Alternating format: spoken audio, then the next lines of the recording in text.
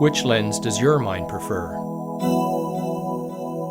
Studies of the human mind indicate people perceive and interact with the world using three interpretive lenses. Many of us have a preference for one of these lenses. So, which have you been using? And what if you could skillfully use all of them? Hi there, my name's Paul LeMay. I'm a science writer. I'm here today to share with you some insights I gained while writing 2 books on the human mind with a psychiatrist. Behind me is a city whose structure can't really be seen from this perspective. So it is with the human mind. When you're in it, you can't quite see its structure. My co-author and I over the last few years have been able to simplify that. So, if you're a person who believes that enhanced self-understanding can help reach your life goals, then I invite you to spend the next few minutes with me to check it out.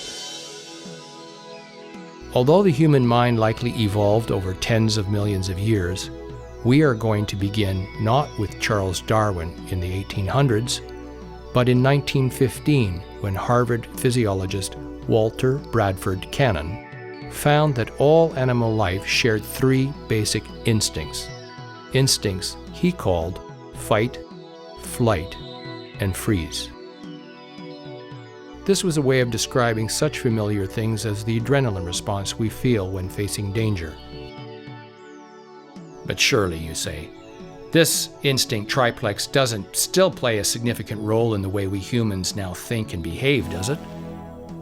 Actually, it does. And here's the evidence. In 1956, a team of child psychiatrists at New York University, led by Stella Chess, Alexander Thomas, and Herbert Birch, studied the behaviors of 141 young children over the course of 5 years.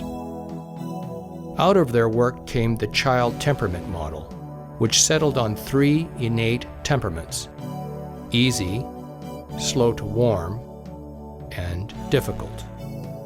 About 1/3 of the kids observed displayed a mixture of these 3 temperaments. However, 2/3 of the kids displayed a temperamental preference. This is how they broke down. 62% fell into easy, 23% into slow to warm, and 15% into difficult. The research team also found these traits endured throughout most of childhood and even crossed class boundaries. Okay, but any evidence this same 3-fold pattern persisted into adulthood? Yes, indeed. In 1969, Yale psychologist Clayton Aldifer proposed a new theory of human motivation. Aldifer started with Abraham Maslow's 5-step pyramid of needs. It proposed that lower needs, such as physiological and safety needs, tended to override more discretionary needs, such as social interaction, self-esteem, and self-actualization. But as much as he admired and respected Abraham Maslow, Aldifer couldn't ignore the fact that people sometimes put the needs of others before their own, just as most parents do for their kids. This meant people were by no means slave to Maslow's hierarchy. Nor could Aldifer find any quantitative support for Maslow's 5-category model. But when he collapsed Maslow's pyramid into just 3 simple categories, existence needs, relatedness needs, and growth needs, Aldifer was able to present a stronger, evidence-based model. Thus was born Aldifer's ERG theory. So again, the human mind appeared to be basing its interaction with the world on 3 domains of concern. Then, in the 1990s, University of Ottawa Medical School psychiatrist Hevzia Baramovich began to note recurring patterns in his patients, patterns which led him to develop his own clinical model, one he believed explained the victimization process. At the core of this model were 3 victimization positions, which we eventually redefined as 3 default mindsets, since they also appeared to exist in the general population. The mindsets are fighting, appeasing, and defeated. What's so interesting is that at the time Badamovich first developed his own model, he was entirely unacquainted with the child temperament model or the three-part ERG theory. Only later, while working on our book, did we fully realize the significance of the overlap among the fight, flight, and freeze instincts, the difficult, slow to warm, and easy child temperament model, the ERG motivation model, and the three primal process mindsets that Badamovich had postulated. Moreover, we later found that other types of human cognition and behavior also tended to cluster into one of these three categories, implying these had evolved out of this early underlying core structure.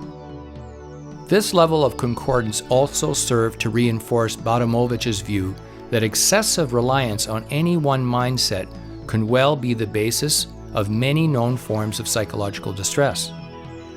If so, this also implied that mental health may, conversely, depend on developing and using each mindset in balance. So how does the human mind get each of these three mindsets to communicate with each other, to work as a more cohesive whole? The answer is cusping. Cusping is where distinct mindset functions begin to overlap and develop new and more flexible blended capacities. Over time, cusping also gives rise to another capacity, the integrating self function. This is where the mental perspectives of all three mindsets come together to form a more nuanced, multidimensional view of the world.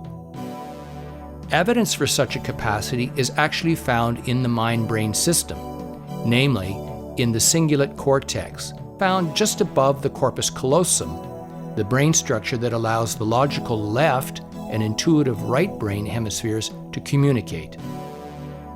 Together, these two structures sit atop a much more ancient area of our brain, one responsible for emotional signaling, the building of rudimentary spatial maps, and short-term memory.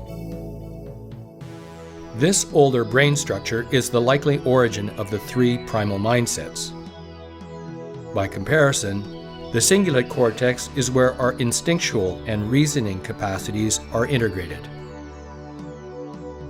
All this led to the realization that the ISF was associated with not only the ability to consider other perspectives in one's thinking, but to empathize with other beings, making the ISF the likely foundation of what many would call spiritual awareness, or the opening of the heart of compassion, as described in Christianity. As mental functions mix and merge, one's overall sphere of understanding and skillful action continues to grow, becoming ever more clear, luminous, spacious, and patient.